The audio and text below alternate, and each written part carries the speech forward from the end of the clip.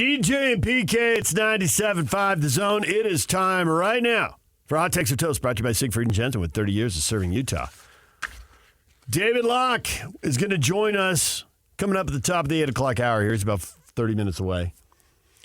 What do you want to know from him? Ask him when he can quit. No, not even. The way I look at Locke is he is, from a media perspective, the foremost authority on the Jazz. I really, really believe that.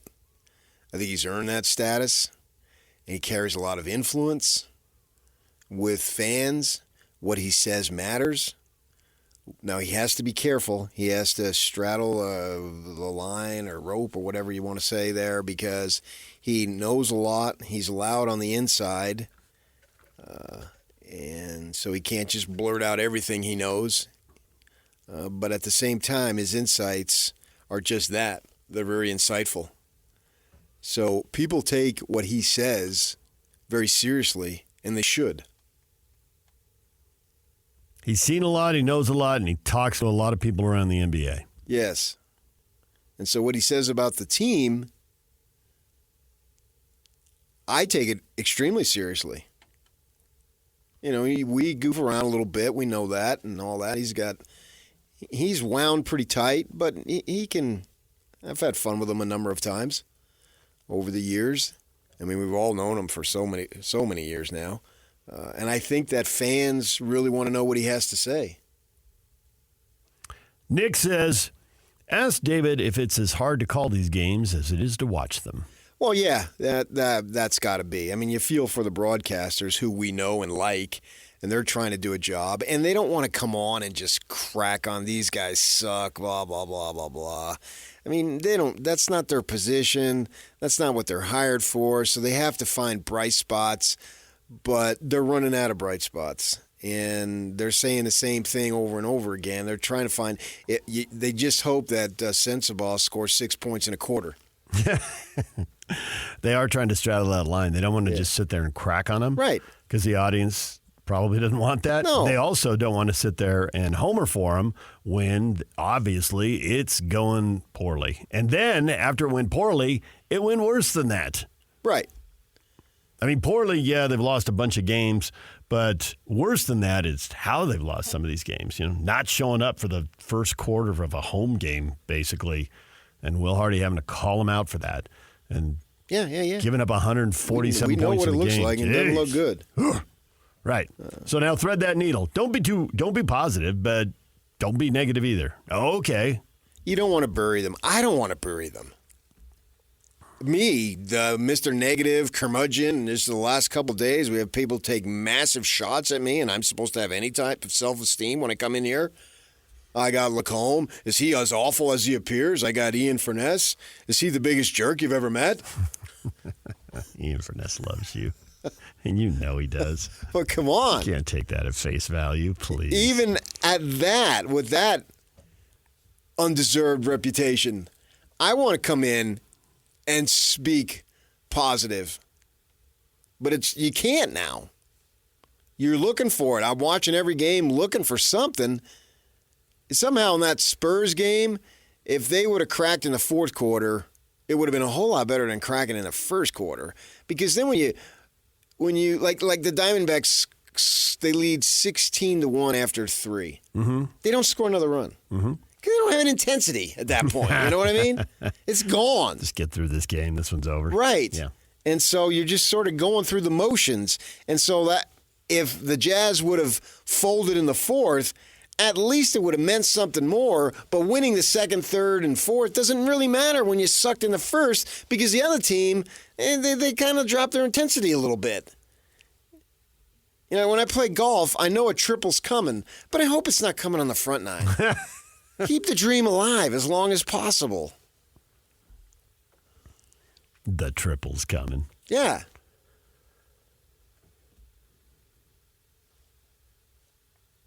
Locke does some cool stuff for Jazz fans, Brian says. But to toy with him, ask him a question, give him 30 seconds to respond, buzz him when he fails. I guess Brian doesn't like some of David's long answers. 30 seconds. Time up. You know, it's like the award ceremony where the orchestra plays you off. Okay, you've talked long enough. You thanked your agent for long enough. Get out of here. Well, he's a thoughtful guy. So you're going to get that. And then his mind is always racing. He's going to battle his inner demons as he's speaking. Yep. Because he's going to think of something, and then he's going to think, oh, Back wait a it up, second. I want to go over here. Yeah. So he's got that river of thought going on. Oh, this is a good one, Jeff says. Ask David about his days at Sports Radio 570 with Dave Blackwell. Does he have any interesting stories from that period? Oh, those were sort of gaudy times, and they're finding their way. Look at it now. It's come so far.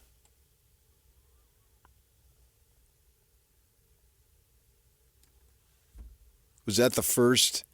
Was the 570? Was that all sports? The first one in the market? I think it was. Before that, there were different stations. I'm not sure which were they had an afternoon sports talk show, but they did other stuff during the day. Right. That's the way it was in Phoenix. I told you the first sports talk show I heard was from 10 to midnight, Monday through Friday. And I had a job in Northwest Phoenix, and I worked at Parks and Rec. It was such a cake job. Sit around, turn on the lights, turn off the lights. I kept it. Kind of job that's been automated now. Yeah, and it allowed me to do schoolwork. So I'm going to college. Well, I got to drive to Tempe. The only thing is like probably about a 40-minute drive. Mm-hmm.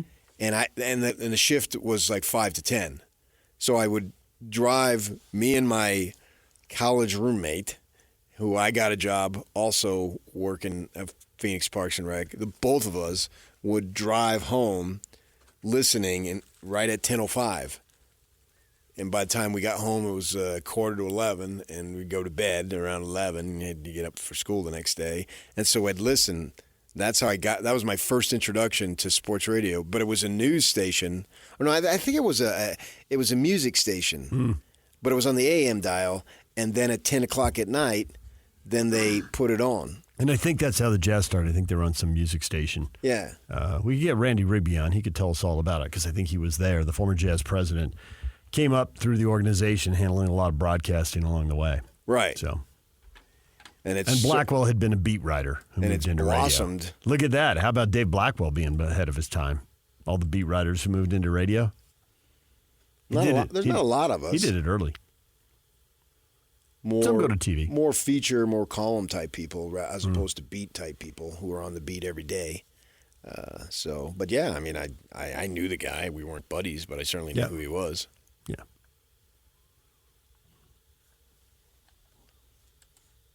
More questions for David Locke. Caleb, I think, speaks for a lot of people. How does he handle calling a game when the team is just obviously lousy?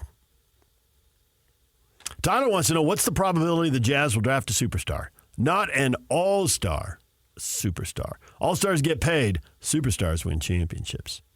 Is that a line in Sandlot? I don't think it was. Would have been a good one, though. Heroes get remembered, legends never die or something. Whatever that line was. Tyler says, obviously every team wants a superstar, but can the Jazz actually do it? Because unless we draft a superstar, I think it'll be hard to trade for one. Agreed. Yeah, well, it's hard for any team to trade for a superstar. There's just no question. Remember, kid, heroes get remembered, but legends never die. Is that what it was? Yeah. It was in a dream, wasn't it? Yep. Yeah. Yeah, I mean, that's the goal, but trying to be able to do that is going to be really, really difficult. You're most likely going to have to develop it, especially here, but pretty much anywhere, unless you're the Lakers. They do have an advantage built in. Yeah. Jared says, who does David Locke see from this roster still on the Jazz roster in 3 years? Maybe 3 guys, possibly 4, but that's about it. Markkinen. I can't say that. Well, you said 3 or 4. Right. So you can't name which 3 or 4. No, I can. It'll be 3. The guys they have control of. Oh, you're going to bet on the rookies. Well, they have control. They decide. Markkinen, Sexton, George, Hendricks, Sensabaugh. So So there's 5 guys. They hold on to 3 of those, and you tip the odds in favor of the guys where, yeah, they're under contract. Or you're on your rookie deal. Well, if the others are intent on leaving, they can. They can. There's not much you can do about And it. you'd probably put Kessler in there, too. And then we'll see. They'll have at least 1, maybe 2, if not 3 guys from this year. Well, they will have more in the draft, but I assume from this question that doesn't count because they're not on the roster now. I know. But yeah, those will be more guys on rookie deals. Right. But at some point, they're going to flip some of those guys on rookie deals and trade for a veteran, you would think. It's hard to believe they're going to sit here and just play a pat hand year after year with draft picks. Nobody does. Right. You don't get better that way. And then you'll have the money, and players will want money. Fritz says, David Locke, question? David, which ski resort do you like the most? Wherever he can get comped. Well, I know where he lives. I've been to his house, so he's got 2 right there. And why go anyplace else? Kevin says, where's that $20 David owes me? I don't know. Where is it? Your wife thinks you're funny, Kevin. Oh, is that what it was? I think that's worth it. I think that's just a joke. I don't know. I don't know. I can tell you that for many years I've paid off Locke's debts. Really? Yeah. Thank you, Shohei.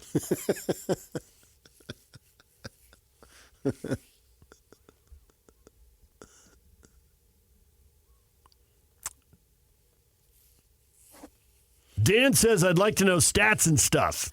He's your guy. There you go.